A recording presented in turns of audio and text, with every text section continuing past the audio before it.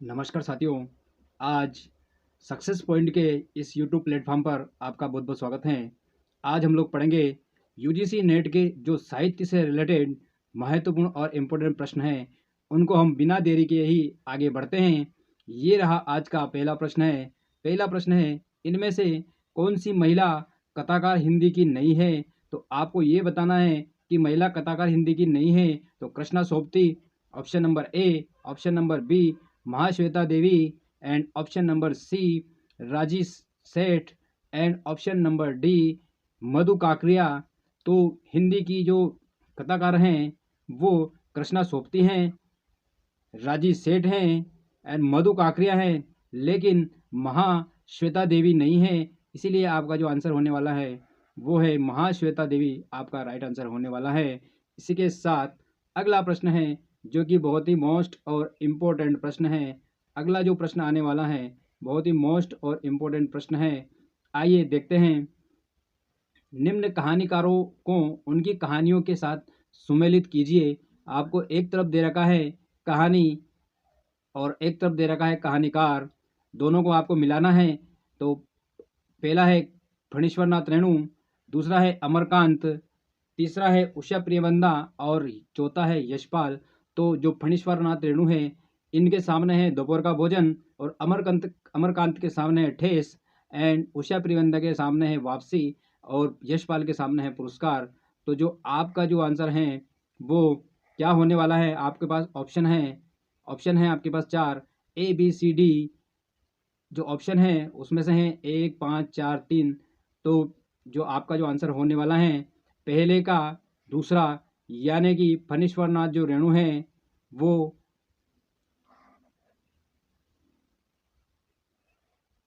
फणीश्वर नाथ जो रेणु हैं उनका जो है ठेस हैं, और अमरकांत का जो है वो दोपहर का भोजन है।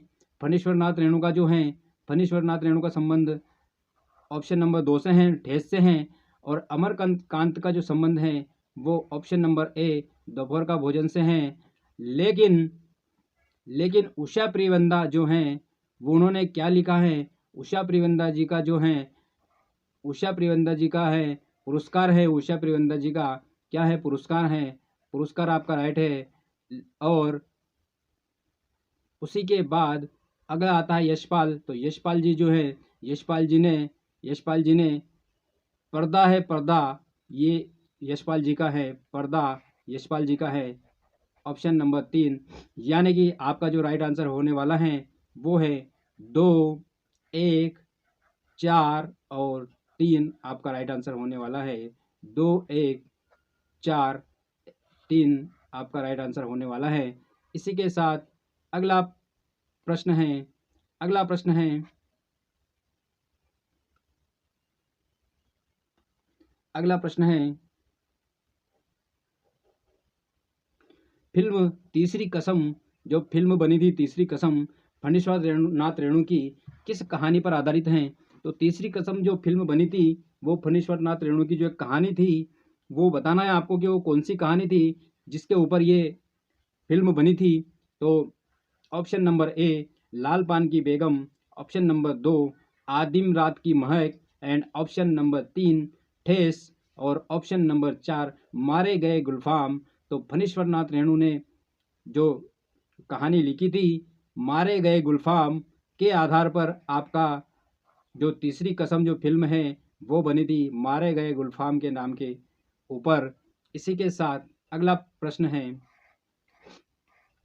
अगला प्रश्न है नीली झील, राजा निर्बसिया, जिंदा मुर्दे, कस्बे का आदमी नामक कहानियाँ किस कहानीकार की हैं? तो मैं आपको बता दूं कि आपको सिर्फ एक नाम याद रखना है। क्या नाम? कमलेश्वर। आपको एक नाम याद रखना है। ये जो नाम है, इस नाम ने इतने बड़े बड़े काम किए हैं कि बहुत सोचने वाला बहुत पीछे रह जाता है। नीली झील, राजा निर्बसिया, जिंदा मुर्दे, कस्बे का आदमी, ये जो सारी जो कहानियाँ लिखी हैं वो कमलेश्वर ने लिखी थी। ऑप्शन नंबर बी आपका राइट आंसर है, कमलेश्वर। ऑप्शन नंबर बी आपका राइट आंसर होने वाला है। इसी के साथ अगला प्रश्न है, प्रश्न नंबर 5 है। प्रश्न नंबर 5 है कमलेश्वर द्वारा रचित कहानी नहीं है। अब एक प्रश्न ऊपर दिया है कि कमलेश्वर की प्रमुख कहानियों के नाम दे दिए हैं और उसके नीचे 4 ऑप्शन दे दिए हैं। इसी के बाद अगला प्रश्न आता है कि कमलेश्वर द्वारा रचित कहानी नहीं है, तो आपको पता होगा कि ऊपर वाले प्रश्न में राजा निर्बसिया था, ये भी राइट है, यानी कि कमलेश्वर द्वारा रचा जो कहानी है वो राजा निर्बसिया है। मांस का दरिया भी है, कस्बे का आदमी भी है, लेकिन एक और जिंदगी जो नहीं आया था नाम, यही आपका आंसर होने वाला है। एक और जिंदगी, ये नाम नहीं आया था, इसीलिए आपका आंसर नंबर 5 का ऑप्शन नंबर 3 आपका राइट आंसर है। एक और जिंदगी, जो कि कमलेश्वर की रचना नहीं है, कमलेश्वर की रचना नहीं है। इसी के साथ अगला प्रश्न है, अगला प्रश्न है, प्रश्न है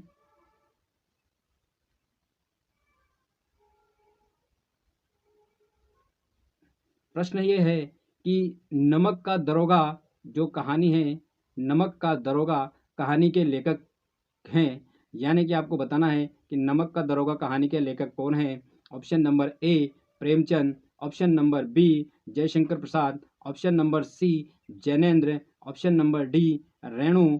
तो option number A Phanishwarnath Renu, आप फणीश्वरनाथ रेणु, ये तो इनका राइट ये है, लेकिन नमक का दरोगा जो हैं वो प्रेमचंद जी की हैं। ऑप्शन नंबर ए आपका राइट आंसर होने वाला है। Option number A is the right answer, Premchand आपका राइट आंसर होने वाला है।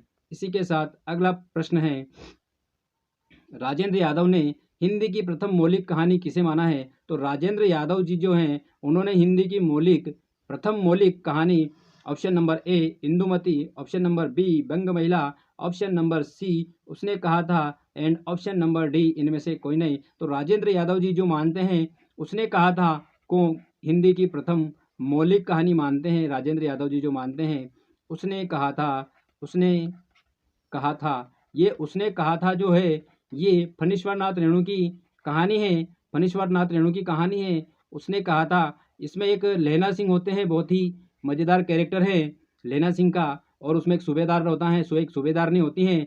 लहना सिंह को बचपन में अपने मामा के यहाँ जाता है और सूबेदारनी जो होती हैं उससे एक लड़की होती हैं, उससे उसको प्रेम हो जाता है। ये बहुत अच्छी और कहानी है जो कि फणीश्वरनाथ रेणु के द्वारा लिखी हुई हैं। इसी के साथ अगला प्रश्न है, आइए देखते हैं। अगला प्रश्न है,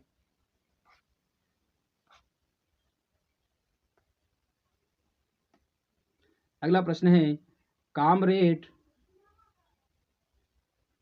कामरेड का कोट किसकी रचना है। तो कामरेड का कोट जो है किसकी रचना है, ये आपको बताना है कि कामरेड का कोट किसकी रचना है। Option number A Amarkant, option number B Rajesh Joshi, option number C Sanjay, and option number D Phanishwarnath Renu. तो जो कामरेड का कोट जो है वो संजय की है। ऑप्शन नंबर सी आपका राइट आंसर होने वाला है, ऑप्शन नंबर सी। इसी के साथ अगला प्रश्न है, अगला प्रश्न है, पूस की रात कहानी का मुख्य पात्र है। आपको पता है कि पूस की रात जो प्रेमचंद जी की कहानी है उनमें option number A Madhav, option number B Algu, Algu Jumman Sheikh Chaudhary, ये तो अलग ही कहानी है, हल्कू एंड रंगू। तो जो हल्कू जो है, हल्कू पूस की रात कहानी का प्रमुख पात्र हैं। हल्कू हल्कू पूस की रात की प्रमुख कहानी का प्रमुख पात्र हैं। इसी के साथ अगला प्रश्न है, प्रकाशन वर्ष के अनुसार जयशंकर प्रसाद की कहानियों का जो संग्रह है वो बताना है आपको। प्रकाशन वर्ष के अनुसार जयशंकर प्रसाद जी की जो कहानी का जो अनुक्रम का जो संग्रह है, संग्रह का जो अनुक्रम है वो बताना है आपको। ऑप्शन नंबर ए प्रतिध्वनि, छाया, आकाशदीप, इंद्रजाल, ऑप्शन नंबर बी छाया, प्रतिध्वनि, आकाशदीप, इंद्रजाल, ऑप्शन नंबर सी इंद्रजाल, छाया, प्रतिध्वनि और आकाशदीप, और ऑप्शन नंबर डी आकाशदीप, छाया, इंद्रजाल और प्रतिध्वनि। तो सबसे पहली जो कृति हैं वो छाया हैं, पहले नंबर पर आएगा छाया, एंड दूसरे नंबर पर आएगा प्रतिध्वनि, तीसरे पे आएगा आकाशदीप और चौथे पे आएगा इंद्रजाल। और ये रहा ऑप्शन नंबर बी आपका right, option number B is the right answer, option number B आपका राइट आंसर होने वाला है। इसी के साथ अगला प्रश्न है, अगला प्रश्न है,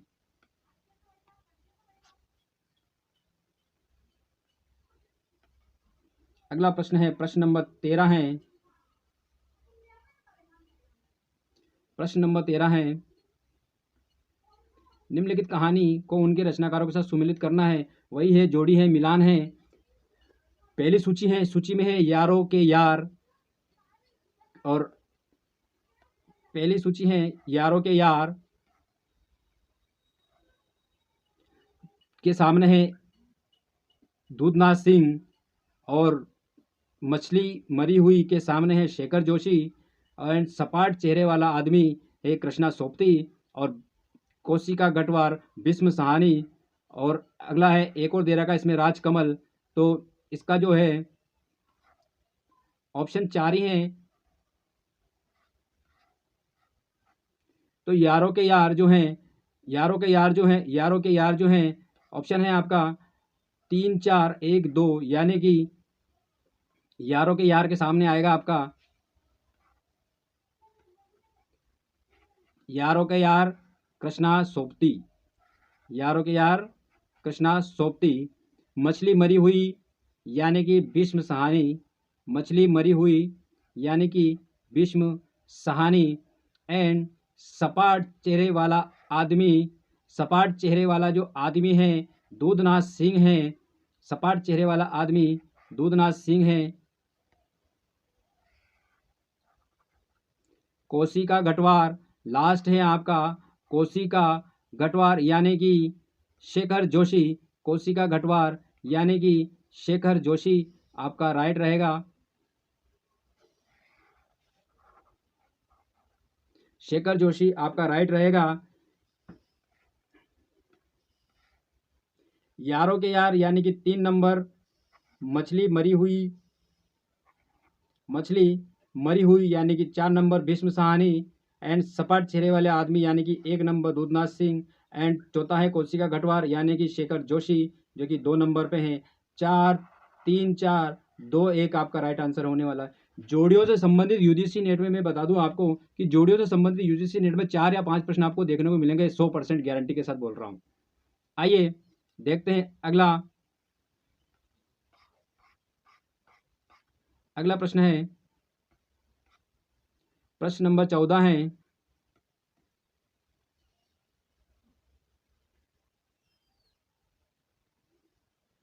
रचना काल के अनुसार कहानी संग्रह का सही अनुक्रम बताना है आपको। रचना काल के अनुसार कहानी संग्रह का सही क्रम बताना है। एक धनी व्यक्ति का बयान, ये तेरे प्रतिरूप, भूख के 3 दिन, सतह से उठता आदमी। पॉइंट नंबर 2 है, भूख के 3 दिन, ये तेरे प्रतिरूप, सतह से उठता आदमी, एक धनी व्यक्ति का बयान। ऑप्शन नंबर 3 है, ये तेरे प्रतिरूप, भूखे के 3 दिन, एक धनी व्यक्ति का बयान और सतह से उठता हुआ आदमी। ऑप्शन नंबर 4 है, ये तेरे प्रतिरूप, भूखे के 3 दिन, सतह से उठता आदमी, एक धनी व्यक्ति का बयान। यानी कि इससे संबंधित ये है, ऑप्शन नंबर 4 आपका राइट आंसर होने वाला है। एक तेरे प्रतिरूप 1 नंबर पे आएगा, भूखे के दिन 2 नंबर पे आएगा, सतह से उड़ता आदमी 3 नंबर पे आएगा, और धनी व्यक्ति जस्ट बाद में आएगा। ये रहे इनके प्रकाशन वर्ष के रचना काल के अनुसार, जो रचना काल जो है किसने किसके बाद कौन कौन सी रचनाएं की हैं। इस प्रकार से ऑप्शन नंबर 4 आपका राइट आंसर होने वाला है। इसी के साथ अगला जो प्रश्न आ रहा है, ये आ रहा है कि कथाकारों का जन्म काल के अनुसार आपको सही क्रम बताना है। कथाकारों के जन्म काल के अनुसार आपको सही क्रम बताना है। देखिए option number A, Vishnu Prabhakar, Dharamvir Bharati, Mannu Bhandari, Narendra Kohli. अगला है धर्मवीर भारती, विष्णु प्रभाकर, नरेंद्र कोहली और मन्नू भंडारी। अगला है मन्नू भंडारी, विष्णु प्रभाकर, नरेंद्र कोहली, धर्मवीर भारती, नरेंद्र कोहली, धर्मवीर भारती, विष्णु प्रभाकर और मन्नू भंडारी। ये 4 ऑप्शन है। अब आपको बताना है कि जन्म काल के अनुसार सही क्रम, तो विष्णु प्रभाकर पहले नंबर पे आएगा, उसके बाद आते हैं आपके धर्मवीर भारती, उसके बाद आते हैं मन्नू भंडारी, और नरेंद्र कोहली बाद में आते हैं। सबसे पहले विष्णु प्रभाकर का नाम आएगा जन्म काल के अनुसार, उसके बाद आता है धर्मवीर भारती, उसके बाद आता है मन्नू भंडारी, और उसके बाद आता है नरेंद्र कोहली। ये ऑप्शन नंबर ए आपका राइट आंसर है, ऑप्शन नंबर ए, जन्म काल के अनुसार। इसी के साथ अगला प्रश्न है, प्रश्न नंबर 16 है, प्रकाशन वर्ष के अनुसार कहानियों का सही क्रम बताना है। आपको अब प्रकाशन वर्ष के अनुसार बताना है। इंदुमती, मकरील, उसने कहा था और कफन। इंदुमती, उसने कहा था, मकरील, कफन।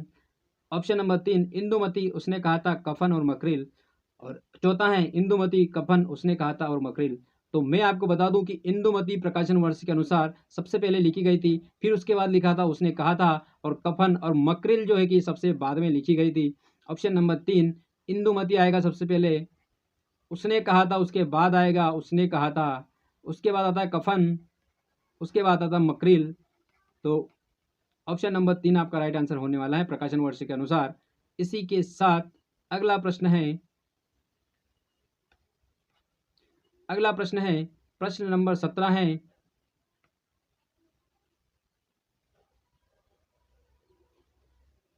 ठेस कहानी के लेखक हैं। तो पहले ही प्रश्न में इसका उत्तर था, ठेस कहानी के लेखक फणीश्वर नाथ रेणु हैं।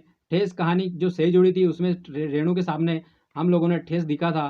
तो ठेस कहानी के जो लेखक हैं वो फणीश्वर नाथ रेणु हैं। ऑप्शन नंबर बी आपका राइट आंसर है। इसी के साथ अगला प्रश्न है, प्रश्न नंबर 18 है, गुल गुलबहार इंदुमती किसके कहानी का संग्रह है। तो गुलबहार जो है वो option number A Guleri, option number B Kishorilal, और ऑप्शन नंबर सी प्रेमचंद, और ऑप्शन नंबर डी प्रसाद। तो गुलबहार इंदुमती किसके कहानी संग्रह है। तो ये जो है ये किशोरीलाल गोस्वामी जी की कहानी है। किसकी है, किशोरीलाल किशोरीलाल गोस्वामी जी की कहानी के स्वामी की जो कहानी है। तो इसीलिए ऑप्शन नंबर बी आपका राइट आंसर होने वाला है। Option number B is the right answer. इसी के साथ अगला प्रश्न है, प्रश्न नंबर 19 है, रक्षाबंधन कहानी के कहानीकार कौन है। तो रक्षाबंधन कहानी के कहानीकार option number A Kaushik, option number B Premchand, option number C Jwaladatt Sharma, and option number D Vrindavan Lal Verma. तो स्वाभाविक है कि रक्षाबंधन कहानी का जो कहानीकार है वो कौशिक है। ऑप्शन नंबर ए आपका राइट आंसर है, कौशिक। ऑप्शन नंबर ए आपका राइट आंसर होने वाला है। इसी के साथ प्रेमचंद जी को गोदान गबन है, वृंदावन लाल वर्मा और ज्वाला दत्त जो हैं ये, लेकिन रक्षाबंधन जो है वो कौशिक की कहानी है। रक्षाबंधन जो है वो कौशिक की कहानी है। इसी के साथ आज का लास्ट प्रश्न है, आज का लास्ट प्रश्न है, लास्ट प्रश्न देख रहे हैं आज का प्रश्न नंबर 20। आज का लास्ट प्रश्न है,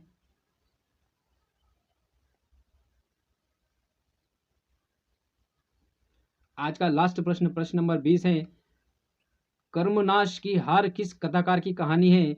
कर्मनाश कर्मनाश की हार जो है किस कथाकार की कहानी है। Option number A Kashinath Singh, option number B Shiv Prasad Singh, option number C Amarkant, option number D Agyeya. तो शिव प्रसाद सिंह की कहानी है कर्मनाश की हार। ऑप्शन नंबर बी आपका राइट आंसर है। Option number B is the right answer. इसी के साथ ये रहे आज के 2020 प्रश्न जो कि बहुत ही इंपॉर्टेंट होने वाले हैं एग्जाम की दृष्टि से। आशा करता हूं कि आपको अच्छे लगे होंगे। यूजीसी नेट जो है, यूजीसी नेट की एग्ज़ाम आने वाली हैं। अभी आज लास्ट तारीख है, जिसने फॉर्म अभी तक नहीं भरा है वो फॉर्म भर दें, और यूजीसी नेट में आपको सेम टू सेम इसी प्रकार के प्रश्न देखने को मिलेंगे। इसी के साथ मिलते हैं अगले लेक्चर में। जय हिंद, जय भारत, वंदे मातरम, जय श्री कृष्ण, राधे राधे।